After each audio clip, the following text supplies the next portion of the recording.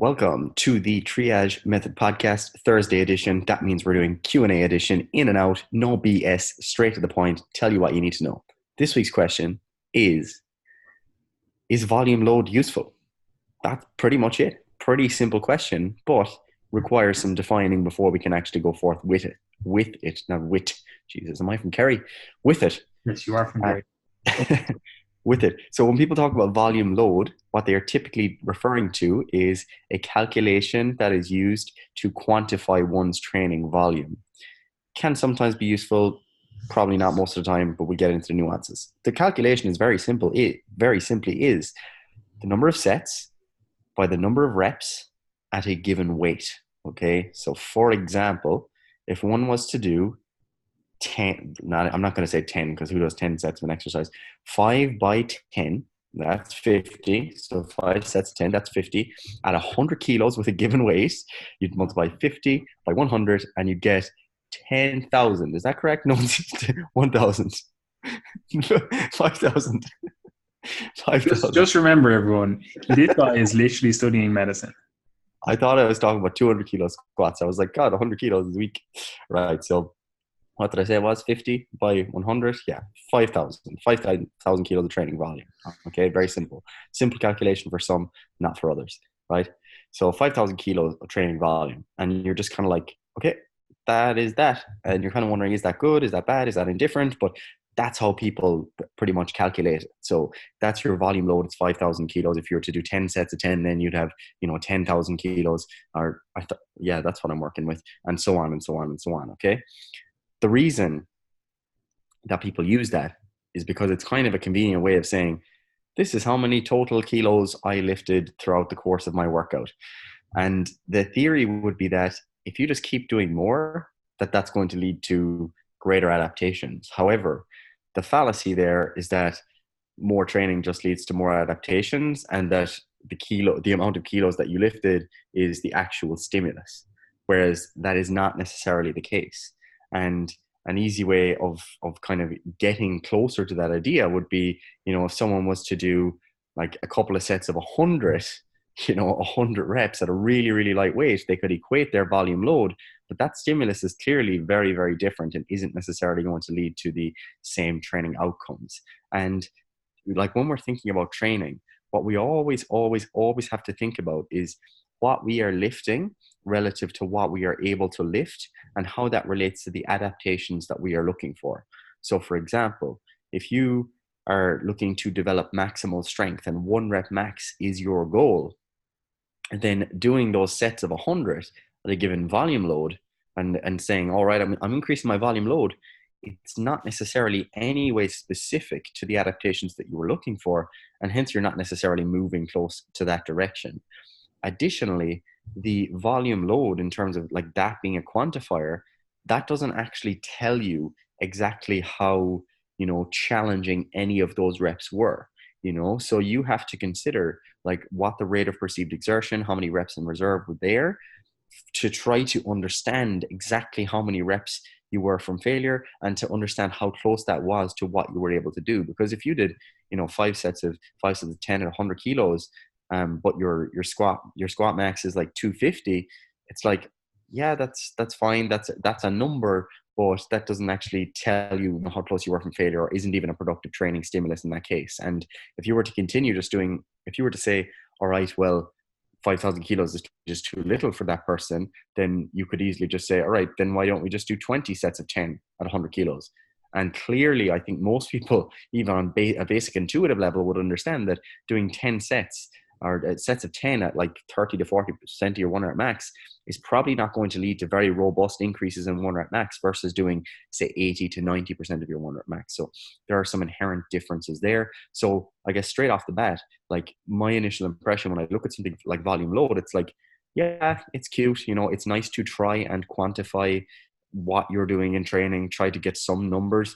But I think this is like one of those cases where not everything that can be counted counts, and in this case, what we're basically doing is trying to count something that doesn't give us very reliable information. And, as we get more and more into kind of a more quote unquote scientific approach to training, people often think that we just need to count loads and loads of things, but that's not really your goal. Your goal is really to only count the things that really give you information about what your training is actually doing to your body.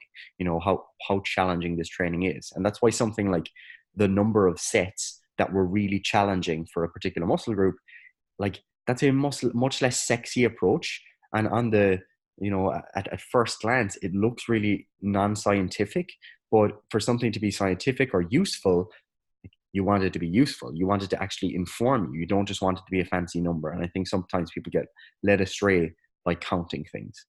What do you think? Yeah, you have to always think about like the history of these things. And obviously there was a point in time when, well, it's still the same point in time now, but people are trying to understand resistance training better overall. And like you said, they're like coming up with different metrics that you could potentially track or use as proxies for measuring this stuff, like to keep track of it. Again, that's a very valid thing to do. That's something that you do want to do as an individual who is trying to be scientific. You're like, okay, well, do we have a proxy for this? If we can't measure it directly, which is obviously you can't really measure muscle building directly as it's occurring. Like, yeah, you can measure it after the fact.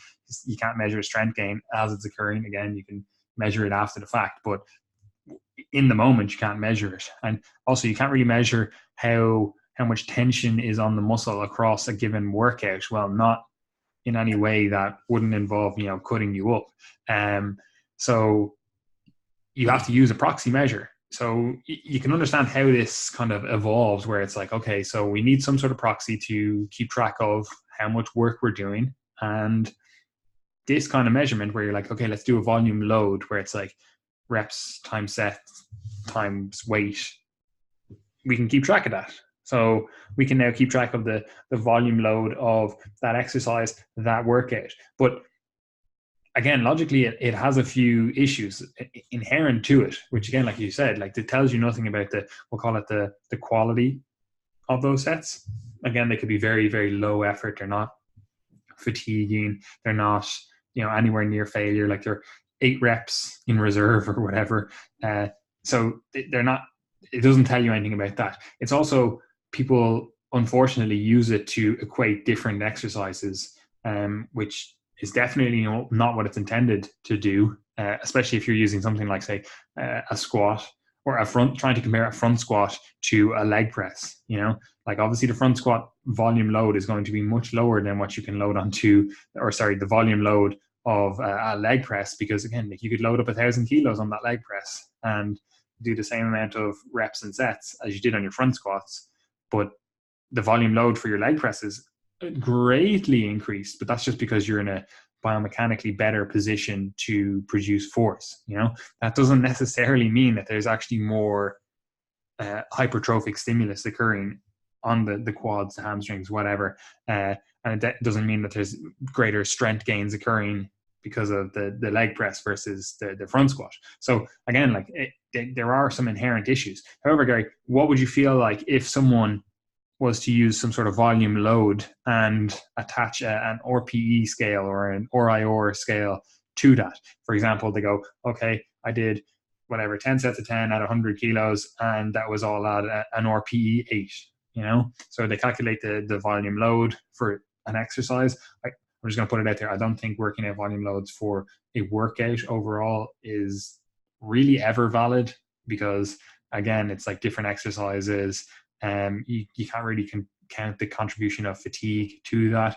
Like, yeah, you can use it as some sort of metric over time to see that you are going up, and potentially it has benefit. But personally, I just think the only benefit you would ever have from volume load would be to compare exercise progress over time for a given individual, if that makes sense. But anyway, how do you feel about attaching an RIR scale or an RPE scale to the volume load scale? Yeah, like you could potentially, you could do something like that. You could say, like, I think it's difficult because like you then assume like linearity and responses and stuff, but like leave that to the academics. Let's think about how this actually helps people. If you think about, let's say, doing like 5,000 kilos of volume, and then you were to, multiply that by 0.8 because your RPE was 8, that might be something you could think about doing. But when you get to that point, I think there can be some useful information garnered from that. But like the way I think about like tracking things, like my goal, at least for our clients, my goal is always to have them track as little as possible, or as little as is required for them to get the outcomes that they're looking for. And if it came to something like that, where we're saying, all right, 5,000 kilos of volume load, we're trying to consider RPE, I'd actually be just far more interested to know how many overall sets they were doing, and to actually look at the specific weights, because 5,000 kilos at an RPE 8, it doesn't actually necessarily tell you, like even if it was RPE 8, you could be splitting that up over different repetition ranges, different, set ranges, and I'm not exactly sure that they would then be the same thing. For example, doing something like 7 sets of 3 versus 3 sets of 7 to try and equate the number of reps at a given weight, or at different weights. If you're working at a really high intensity, you could end up equating the RPE, you could end up equating the overall volume load, whereas doing sets of 3 to get to the same volume load at the same RPE is likely to lead to somewhat different adaptations, but definitely more fatigue than doing a more moderate repetition range from a hypertrophy perspective. So I think you do still run into problems, which is why my very unscientific approach of just saying, the number of challenging sets that you do, which is something that was kind of, I think, in Greg Knuckles wrote about it in like 2014, just basically saying, look, all this is pretty fancy. Why don't we just actually count the number of hard sets? And at the time, I think people were like, oh, that's kind of quite unscientific to just say hard sets. But if you think about it, it actually makes sense for people in the real world just to say, yeah, I did 5 sets of squats. Yeah, they were all pretty challenging. But then what you're actually interested in is, like, one, what the repetition range was relative to like what you're trying to achieve. So if you're doing sets of 3 to 5, that's probably more specific for a strength oriented individual who's focused on improving their 1 rep max, or the 3 rep max, or the 5 rep max. Whereas the 8 to 12 rep range, or 6 to 15, or whatever you want to call it, probably what people are going to be working with more of the time if they're just looking for hypertrophy. So you're thinking about, right, I did this, these are my number of challenging sets, this is the repetition range that they were in. And then what you're thinking about is whether or not the numbers are actually progressing over time at a fixed RPE. So you're generally going to be tracking that stuff in your program anyway. So I think you can actually use that as just really useful basic information without necessarily calculating volume load. So to your point, I think you can make volume load work. You can try to find a way to make it work, but I see it as being more effort, more confusing for more people, without additional information being added to the picture. What do you think?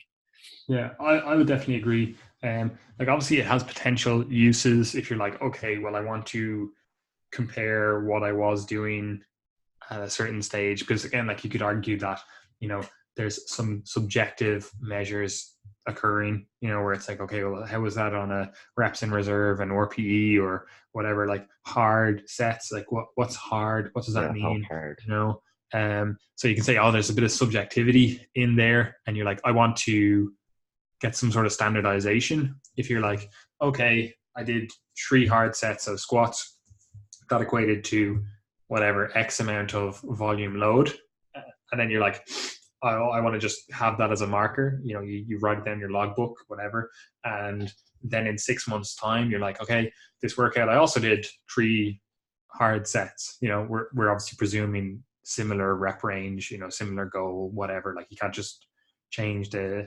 workout parameters overall. Like you have to compare like to like, assuming all those things are the same, and you just want to go, oh, have I actually progressed? Like I think it's a potential way. Again, it's a proxy. If you're like, okay, yeah, I can see maybe the weight on the bar hasn't increased that much, but you've got a few extra reps, and you're like, well, I want to just quantify like how much I've benefited. Like maybe you have a 6 to 8 rep range, you do 3 sets of it. And again, you're at the start of the year, you were doing 3 sets of 6, and then 2, 3, 4 months down the line, you're doing 3 sets of 8, but it's the same weight. And you're like, oh, I want to like quantify that a little bit more in my head. I don't like, it's the same weight. It feels like I haven't progressed, even though I've got a few extra reps. And you just want to have some sort of volume load number to be able to compare those two. And you're like, oh, at the start of the year it was 1,000. Now it's 1,200. Okay, I can see that I have increased by fucking whatever that is, 20%, So it has potential, value to put some sort of number on a hard a relatively hard thing to keep track of, to measure like progress, especially as you move past the intermediate into the kind of advanced. Like you're not going to be seeing great progress week to week, month to month, even year to year. So having some sort of proxy number, if you're like, this workout is whatever, 3 sets, what they said the workout in total is 10 sets, and it's a similar workout you did before, you're like, I just want to compare how I have increased over the last while. Like, yeah, it's a potential, especially if the weights are very similar, and you're like, okay, well, the RPE, the reps in reserve, they're also very similar. But maybe you've increased a few reps here and there, maybe you've done an extra set or something, but again, ultimately, like you're saying, Gary, I think for most individuals, using something like the number of hard sets per week is a much better,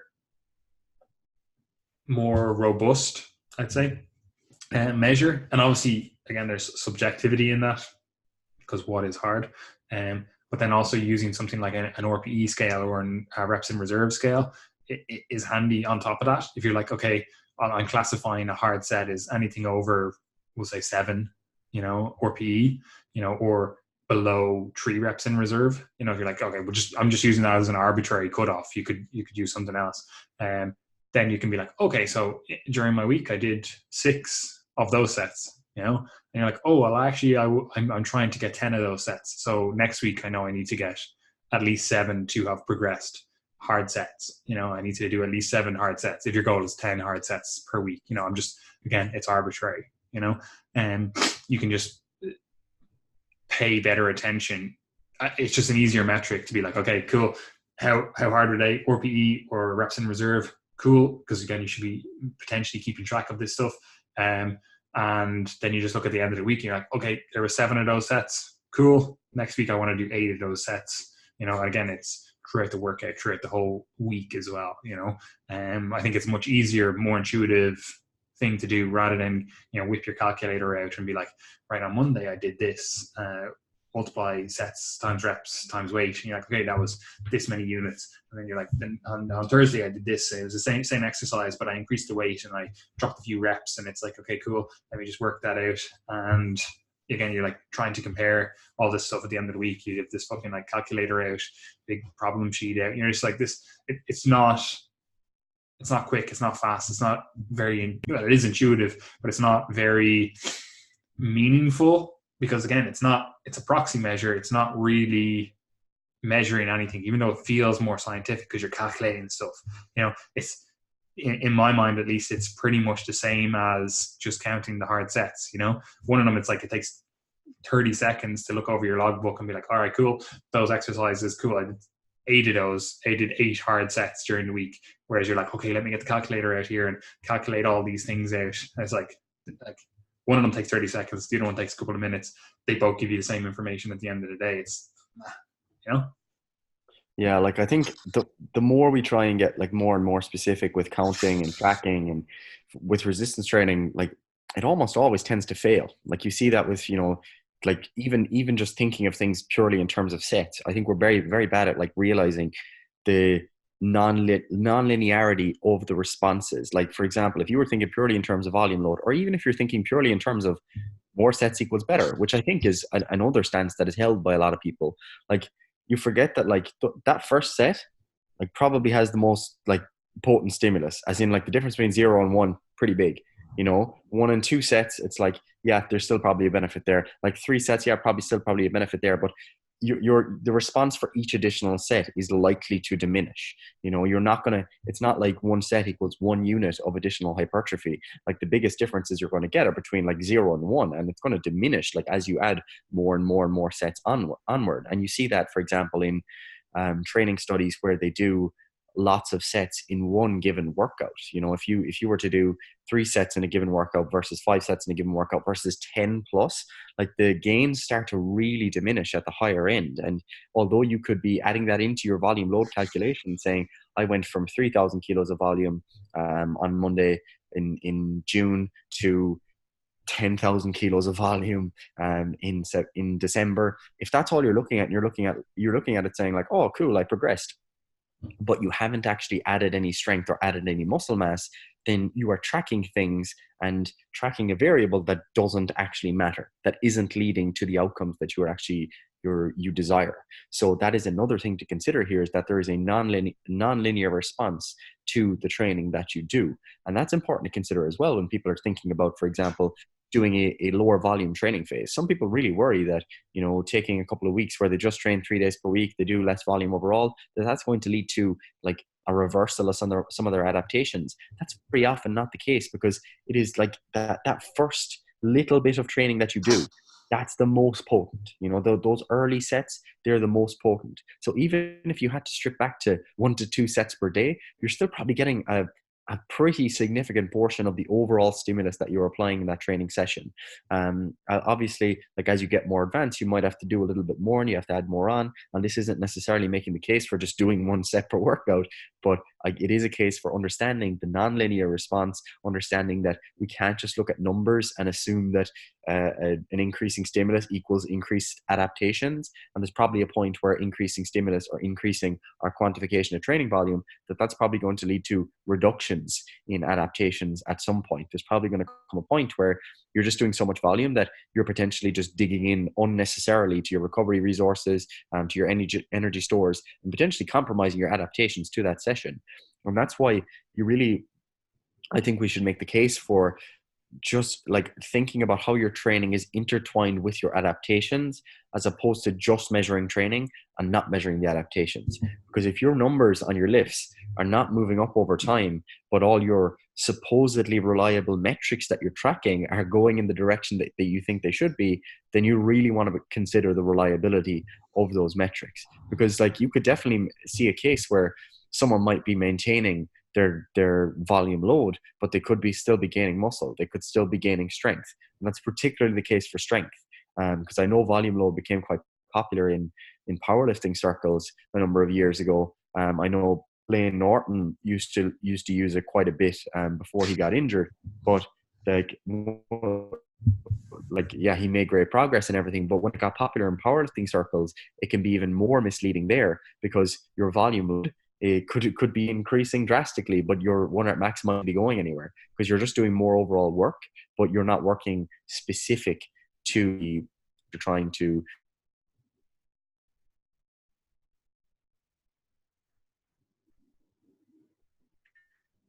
improve your strength on. And that's not necessarily considering. So remember, your training, when you're thinking about your training, you're thinking about trying to quantify your training, try to quantify your difficult to do, especially if you're thinking about hypertrophy, because it's very difficult to measure muscle mass.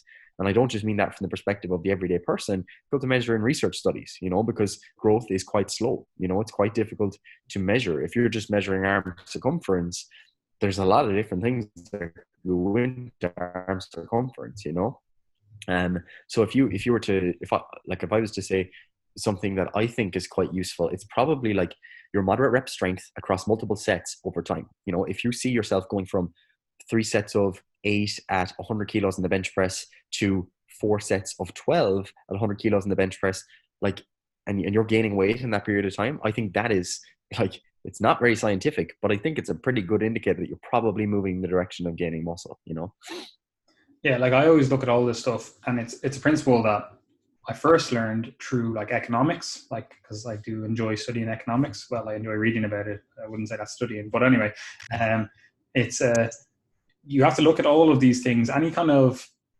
modality that you're bringing in, any kind of metric that you're tracking, whatever it is, you always have to look at what does that incentivize, right?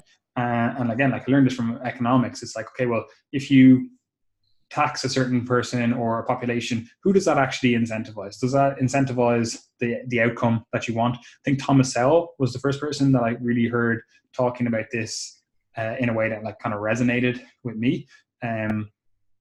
He has some good quotes on it, but either way, you just look at who does this actually incentivize, or what does this actually incentivize, and using this as a metric to look at training parameters, I think it's actually really, really beneficial. It's even more beneficial when you look at it in terms of how people quantify or track their training, right? Because the thing that tracking your volume load, what that incentivizes, if you have a certain thing where you're more volume load is better, the the training program, so that incentivizes, doesn't necessarily lead to the outcomes that you want to achieve. And what I mean by that is, if you track volume load, you can get a way higher volume load with a lower weight and more sets, or choosing exercises that allow you to be in a bit better, biomechanical position to, lift more load, not necessarily increase more tension on the muscle, which is actually what you want to do, So tracking your volume load can be very deceptive in that it incentivizes you to train a certain way that isn't necessarily conducive to the results you want to achieve, So ultimately, in my mind at least, I'm like that kind of not invalidates it, but makes it a poor strategy, Like if it's making you favor a training methodology that leads to poorer results, then it's not a great tracking method, And this is also something, when people talk about, maximum recoverable volume, maximum effective volume, and all that kind of stuff, and then use that as a training strategy where they're like, oh, well, I'm just going to increase the number of sets I do per week, right? They're like, okay, I'm going to start off with 3 sets, and I'm going to go 4, 5, 6, and they keep progressing that upwards because they're like, oh, I want to get up towards my maximum recoverable volume, because they have the belief here. I'm not saying this is like the Mike Israetel's or Renaissance periodization's belief or anything like that. I'm just saying that people that implement this, it kind of incentivizes them to look at training a certain way where they're like, okay, I'm just going to add more sets because more sets equals more volume, overall, and that potentially leads to more growth. That's how some people implement this. But if you look at that, the way you can,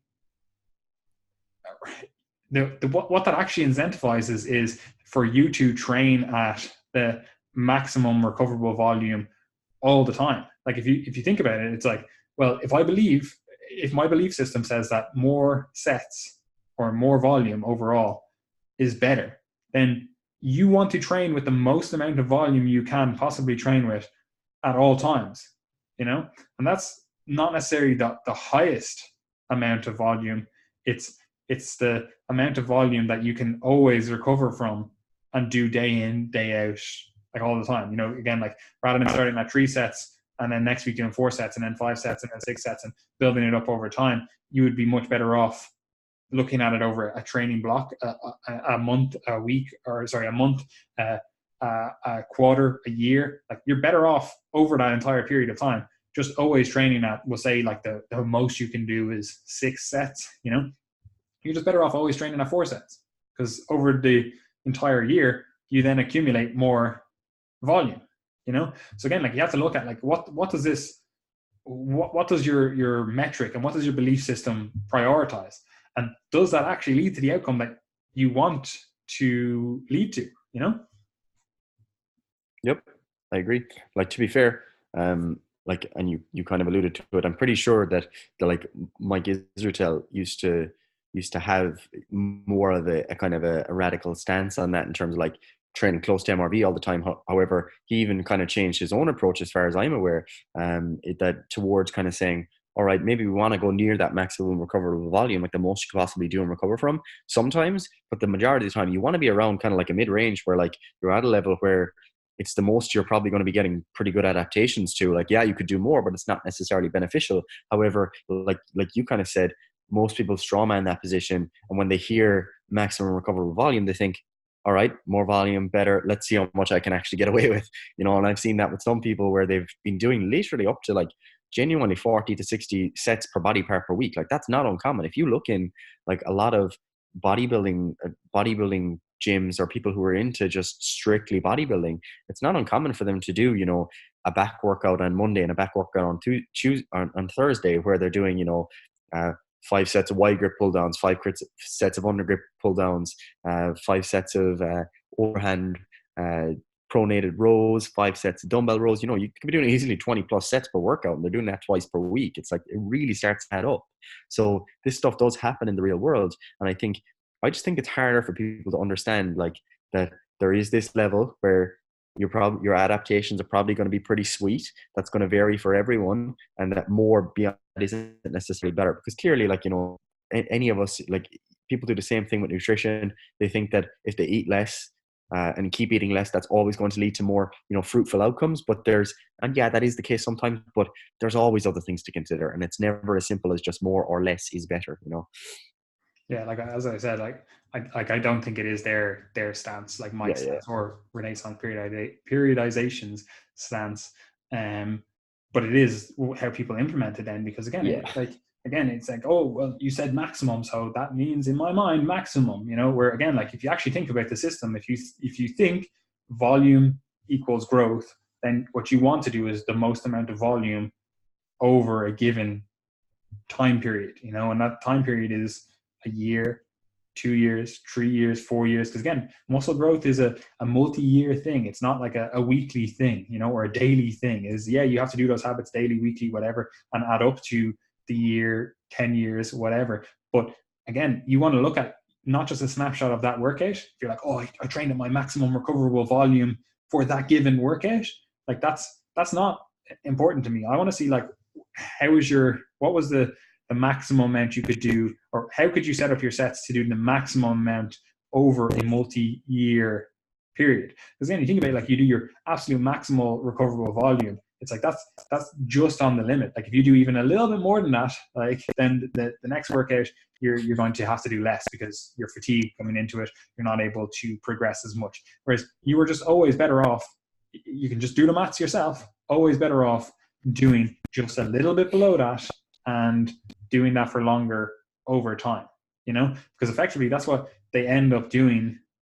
Well, again, I'm not talking about Mike or Renaissance periodization, but the people that follow it, they end up doing that where they do like a week with 3 sets, a week with 4 sets, a week with 5 sets, a week with 6 sets, a week with 7 sets. They slowly build that the number of sets up over a number of weeks, whereas you get the same outcome, potentially even better, when you just do, we'll say 5 sets per week from the start, whereas like you don't have 3 weeks where you're below that and you don't have 3 weeks where you're above that. You're just always at that level, which is always recoverable because you're never getting up into the higher echelons, and you never have to, recover from that, But again, there's so many ways to skin a cat with this stuff. And obviously you can change parameters and do certain things at certain stages for a certain goal, for a certain outcome. And that's perfectly valid. I'm not saying that any approach is bad, good, or indifferent. But anyway, to wrap this up, Gary, volume load. Should we use it? When should we use it? Or should we just forget about it?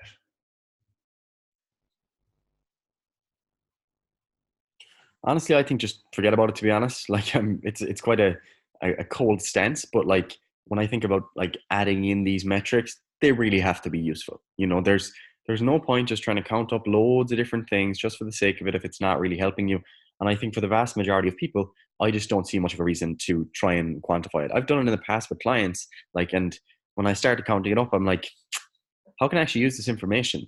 And I found myself, having to try and have these conversations with clients to explain, the drawbacks, the pros, the cons, because what could happen is you go from one phase to the next and suddenly their volume load is lower because you've changed some of the parameters. And it's like, all right, well, like it's kind of hard to explain exactly like why this is still going to lead to positive adaptations, because I've actually told the person that this is the metric that we're using. So personally, I don't think it's particularly useful. I can't think of an example where it would be better than just using the information you have in front of you on your program already. I think that's the key thing here, is that, someone might say, they might listen to this podcast and they might say, but why bother tracking the number of sets and reps and stuff? So it's like, well, that's on your program already. Like if you're following a program, you know how many sets you're doing because it's in front of you. You know how many reps you're doing because they're in front of you. It's programmed. And then assuming you're logging your training, you can look back and say, all right, I did 3 sets of 6, then I did 3 sets of 7. They were both the same RPE. And then I actually got to 4 sets of 8 2 months later, and that was the same RPE again. So that to me looks like progress, and boom. And that's when you start to move forward. So yeah, I think the numbers can be comforting for people because it gives you a kind of a short-term thing that you can work on, and it makes you look like you're progressing. But I think, as you said, like it's a really, really good point. It can incentivize poor training practices, and without much of a benefit and incentives to the contrary, I'm thinking that it probably wouldn't be very useful. Yeah, I would be in the exact same boat. The only time that I ever see a use for it is when you are in that very advanced stage, or again, like moving into that very advanced stage.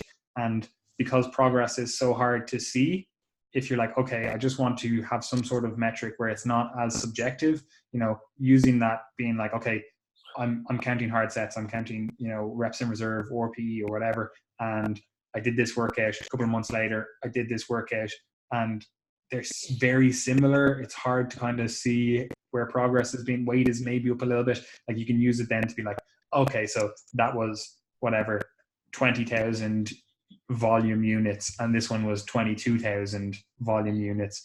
Okay, I'm clearly making progress here, because you're first of all comparing the same exercise. It's the same individual. It's presumably the same RPE or reps in reserve. So all the other metrics are the same. Like, obviously, again, like the exercises at the same point in the workout, all that kind of stuff. And you're basically just looking for something to kind of take a little bit of the subjectivity out of it for you as an individual, and just to kind of confirm with yourself that what you have been doing is working. But other than that, I don't really see a huge role for it. And even at that, I'm like, first of all, that's very few people. Like, very few people are getting into that advanced stage of training, where they really need to do that. And second of all, it's like, well, like, even then it's just kind of a reassurance than something that I would use regularly. It's more so kind of like, oh, I've been training for whatever 6-8 months, and I kind of feel like I'm progressing, but I don't really know. Like, there's just this kind of doubt starts creeping into your mind, and having some sort of hard, solid number that's, scientifically calculated, it can kind of be a bit reassuring. But I don't think it is something that I would be using, consistently throughout my training. Because like you said, if you go from like a high volume training block into a slightly lower volume training block, like say, for example, you go from doing 3 sets of 12 to doing 3 sets of 8.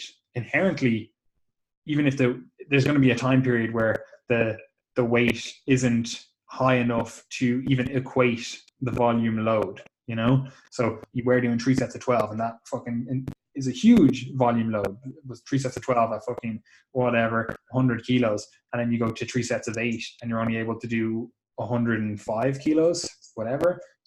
It's not, potentially there's a big difference between those two. So it looks like you've gone from this high volume load block to this low volume load block. And again, if you start thinking that, oh, well, it's the higher volume load equals better progress, that can be disincentivizing to do that, and can just always incentivize you to do super high volume, which isn't necessarily the goal, or isn't necessarily going to lead to the goal that you want.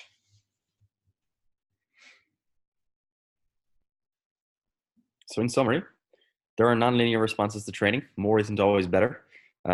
Counting things just for the sake of it isn't necessarily more scientific. It can potentially just confuse you and lead you astray, incentivize poor training practices.